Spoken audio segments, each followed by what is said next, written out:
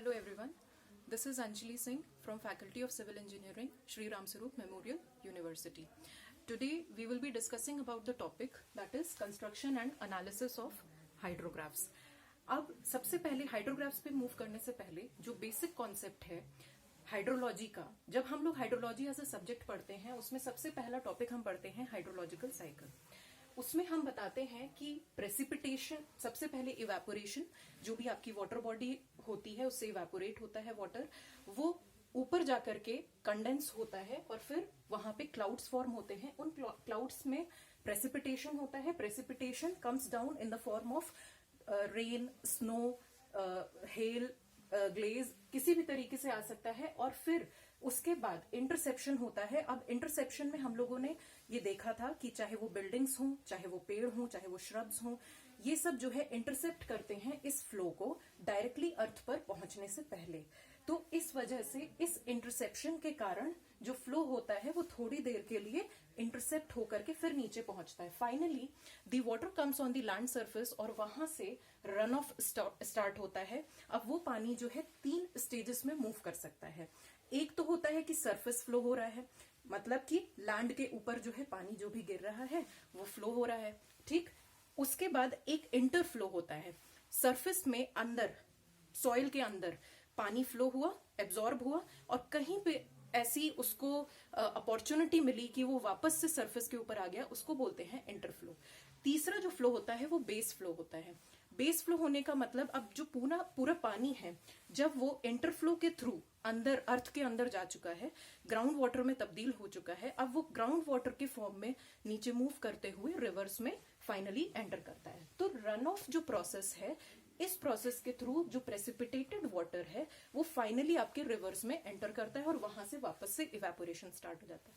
ये तो हम सब जानते हैं। आज का हमारा जो टॉपिक है हाइड्रोग्राफ्स, इस हाइड्रोग्राफ का रिलेशन डायरेक्ट आज हम रन ऑफ के बारे में बात करेंगे।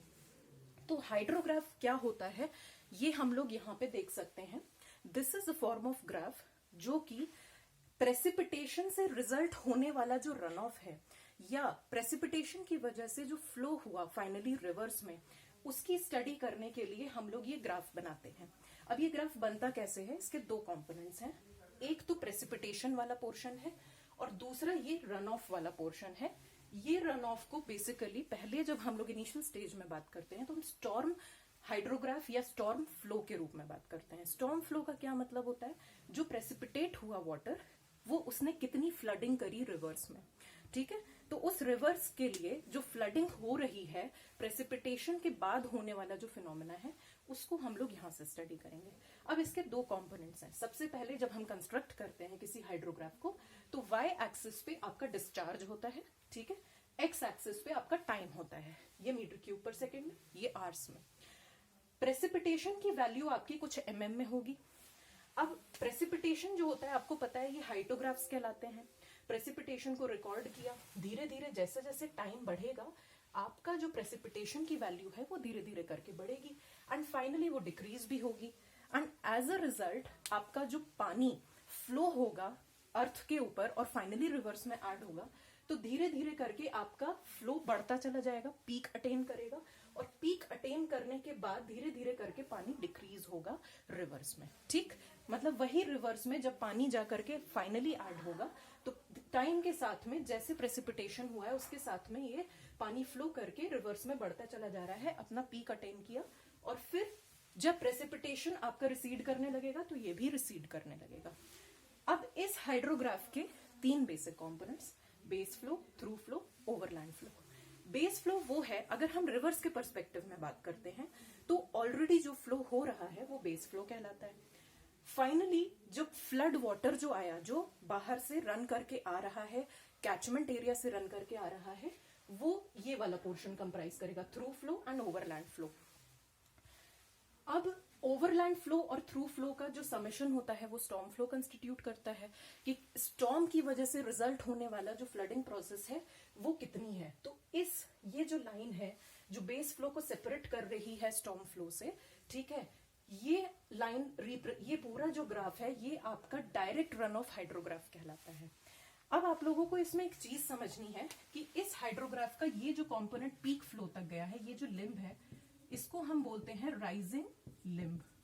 ठीक, ये पीक अटेन हुआ।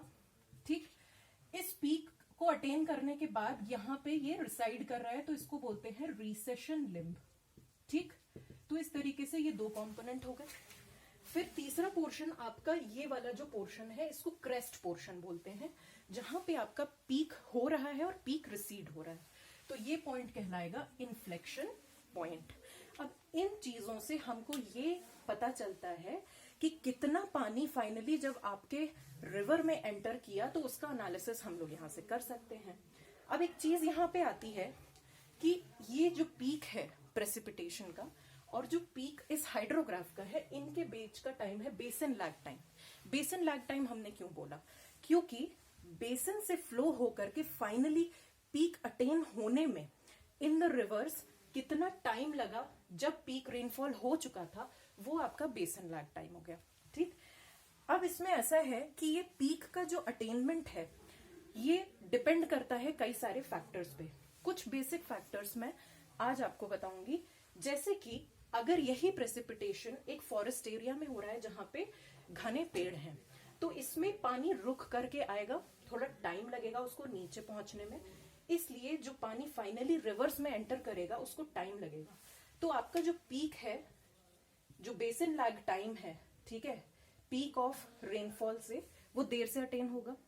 इसको कहते हैं कि ये स्क्यूड राइट। ठीक, और वैसे ही अगर बेयर सॉइल है जहां पे पेड़ नहीं है, तो डायरेक्ट प्रेसिपिटेशन हुआ, पानी डायरेक्टली एंटर कर गया रिवर में, मतलब जल्दी पीक अटेन हो जाएगा, तो इसको कहते हैं स्क्यूड लेफ्ट हाइड्रोग्राफ। तो इस तरीके से ये आपके दो हाइड्रोग्राफ्स की डिपेंडेंसी कैचमेंट एरिया के ऊपर डिपेंडेंसी हो गई। तो आपका ये जो राइजिंग लिम्ब होता है, ये आपका पहले तो स्टॉर्म कैरेक्टरिस्टिक्स के ऊपर डिपेंड करता है, और जो रिसेशन लिम्ब होता है, ये आपका बेसिन कैरेक्टरिस्टिक्स के ऊपर डिपेंड करता है।